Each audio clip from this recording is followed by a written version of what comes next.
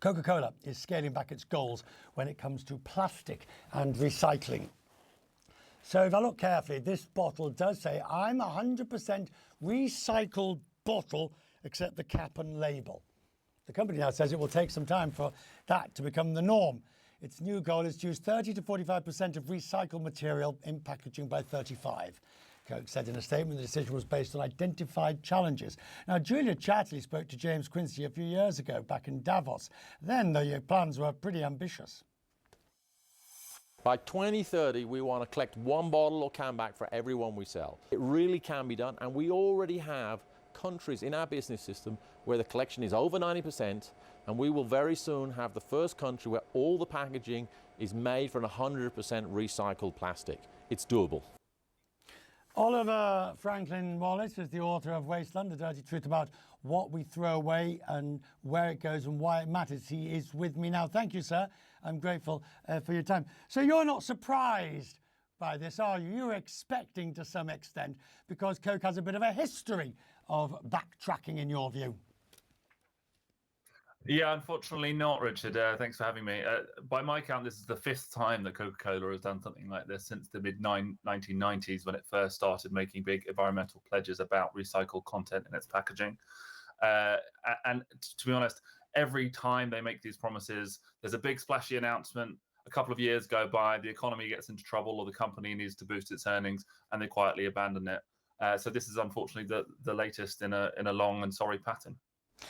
The suggestion there is that to some extent, they knew when they made the pledge that they might not be able to keep it, or are you saying basically that even worse, they never had any intention of keeping it?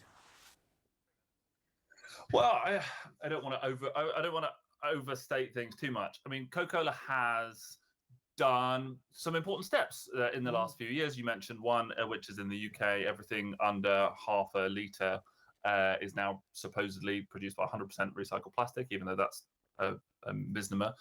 We won't go into it. But this is quite a big step back. Right. And to be honest, it reflects that Coca-Cola is, according to Break Free from Plastic, the largest plastic producer, the largest plastic polluter, in the world. Right, they are producing a prodigious amount of plastic, about 5.97 million tons per year, about 137 billion plastic bottles.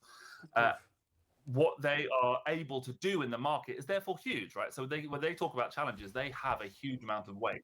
So when they say, oh, the recycling market isn't there, they actually are choosing not to make the investment that they previously were committed to, and scaling that back.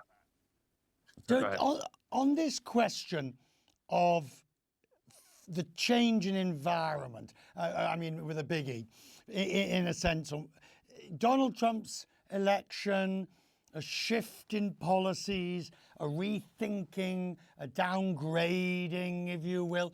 Do you think that others will follow where Coke now leads in, I'll be charitable since I was not charitable in my first question, I'll be charitable, and maybe reformulating their commitment? Well, I think that unfortunately this is the start of a pattern. We're starting to see other very large plastic producers doing the same thing, watering down their commitments, moving dates further back into 2030, 2035, 2050. So we are seeing that.